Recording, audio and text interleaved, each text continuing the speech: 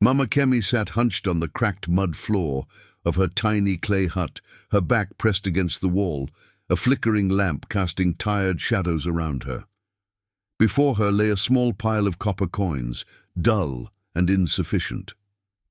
The landlord had come, twice, his threats thundering in her head. But hunger was not what hurt most. It was the sight of her daughters suffering silently. Across the room, young Amina and Zuwaira lay curled on a faded mat, Amina breathing softly while Zuwaira tossed, lost in troubled sleep. Mama Kemi's heart stung as memories rushed in, how she had once held them close, whispering songs of comfort, shielding them from pain. But over the years, poverty had scraped kindness from her soul and carved bitterness in its place. She wiped her eyes and whispered, "Forgive me, my daughters." As dawn broke, golden light spilled into the room. The girls woke quietly, sensing their mother's heavy silence. "Amina, Zuwaira, come!" Mama Kemi ordered, her voice hard. The sisters stood, eyes full of worry. She looked at them long and deep. "We have no food, no rent, but you have your youth, your beauty." Amina gasped, understanding immediately. Zuwaira's fists clenched. "Mama, no," Amina whispered, tears welling. "Silence," Mama Kemi barked. "From today you will bring men and bring money. That is your duty now." Amina collapsed, sobbing quietly. Zuwaira's eyes blazed. "We're your daughters, not your property," she shouted. Mama Kemi stepped forward, her face twisted in pain. "You think I want this? This is what life has given us. Obey or leave." Zuwaira's lips trembled with fury, her tears like fire on her cheeks. But there was nowhere to run. Mama Kemi turned away, hiding her own pain. That night, Amina stood, trembling before the mansion of Chief Okoro. Her heart pounded. The door opened, and there he was, his smile oily, his eyes devouring. "Come in," he said. She entered, the door slamming behind her like a prison gate. Inside, his grip was harsh, his words cold. "You're mine now," he whispered as he dragged her inside, ignoring her silent tears. Across the city, Zuwaira stepped into a rowdy bar, lights flashing, music thumping like a drumbeat of despair. She painted a smile on her face, swallowed her rage, and let men ogle her like a thing. "You want company?" One slurred, handing her cash without even looking up. Her soul cracked, but she nodded. "Yes," she said, voice heavy with hate. By morning the sisters returned home, drained, broken. Mama Kemi sat silently at the table. Amina placed her earnings softly down, eyes on the floor.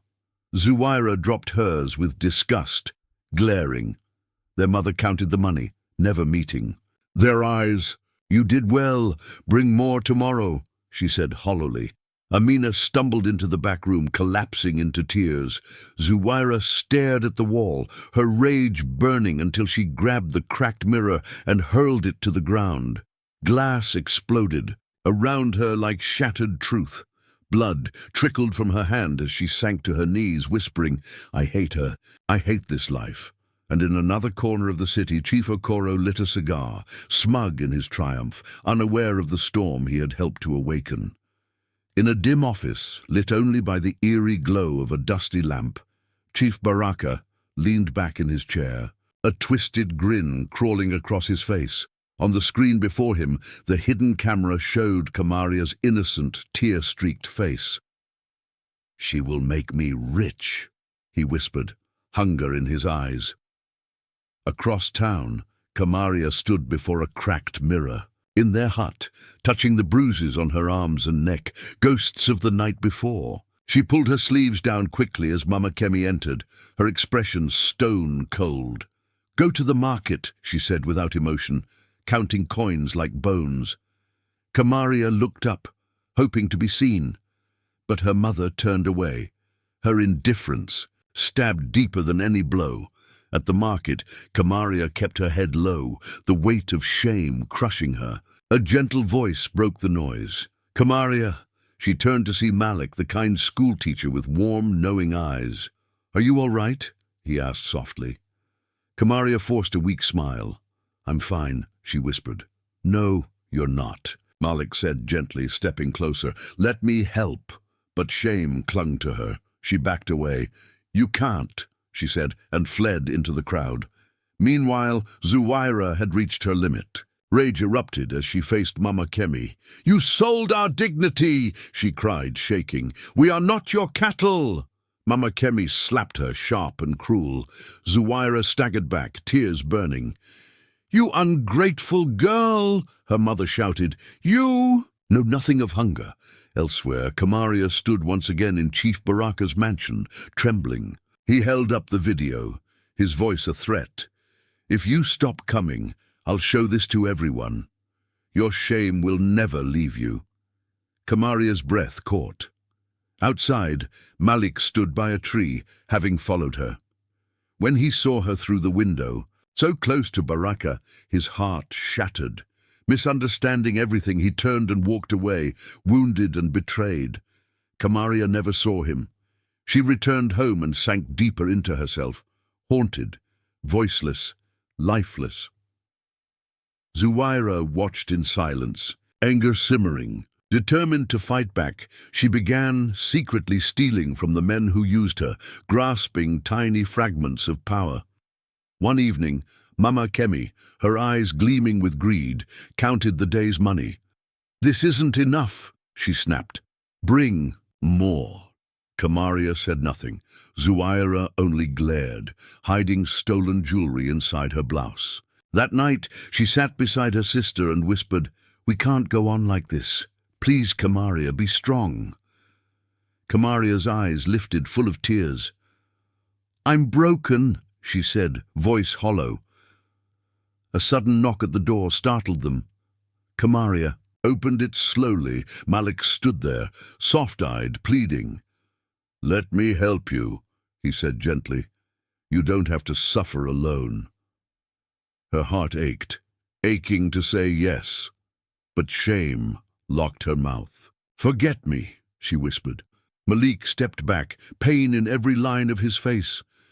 "I'll never forget you," he said before walking away. Kamaria closed the door, sinking to the floor.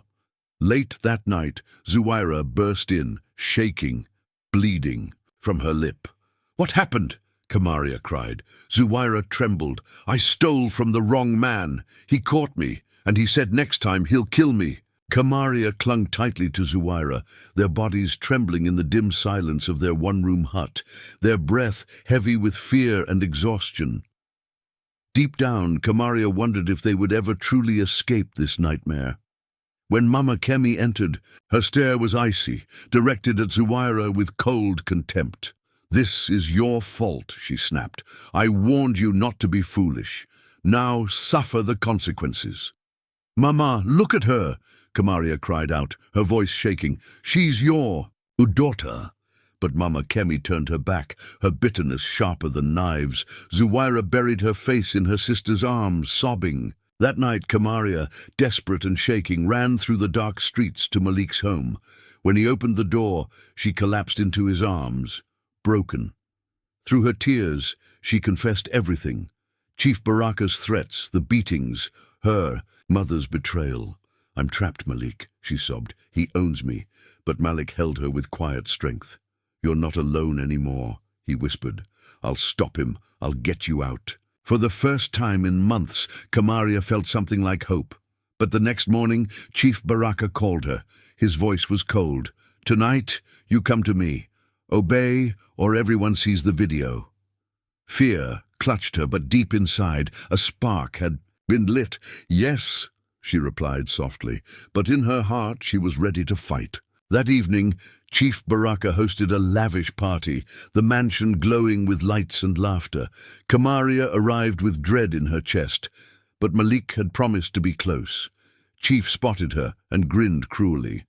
"Everyone," he announced, loudly, "meet Kamaria, just another desperate girl who'd do anything for cash." Whispers rippled through the room. Kamaria's cheeks burned, but instead of fleeing, she stood tall. Her voice wavered, then steadied. Yes, I've done things I hate, but only because he blackmailed me. He filmed me. He controlled me. Chief Baraka is the real monster. The room gasped. Chief lunged at her, grabbing her arm. You'll regret this, he hissed. But Malik stepped forward, holding up his phone. She's telling the truth, he said. The room fell silent as the audio played. Chief's threats, his laughter, his crimes. Murmurs turned to outrage. Within hours, the recording exploded online. Reporters flooded the mansion. Chief's reputation crumbled overnight. Kamaria stood quietly as Malik squeezed her hand. You're free now, he whispered. But then Chief, face twisted with fury, shouted, You think she's innocent? Ask her mother. I paid Mama Kemi to hand them over. The room froze. Kamaria's breath caught. No, she whispered, eyes flooding. Mama wouldn't. Chief laughed cruelly. Ask her yourself. She sold you long before I touched. You. Kamaria collapsed into Malik's arms, her soul crushed by betrayal. Outside, the press shouted questions. But inside, Kamaria and Zuwaira stood side by side, hearts shattered yet still standing, knowing the fight ahead was far from over. But they would face it together.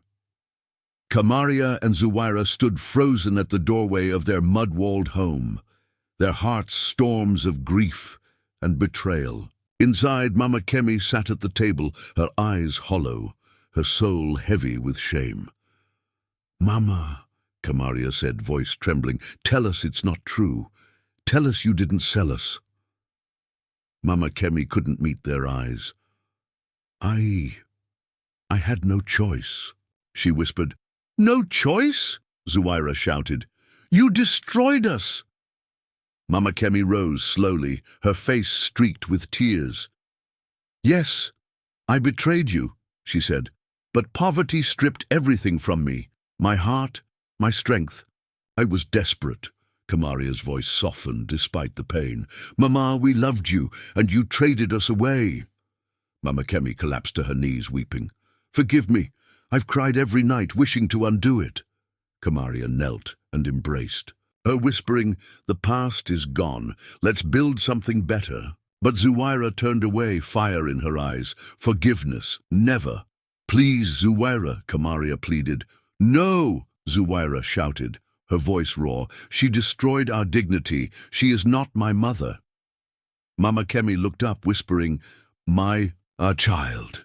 But Zuwaira backed away. You lost that name long ago. Malik stepped in quietly, placing a hand on Kamaria's shoulder. You've done enough.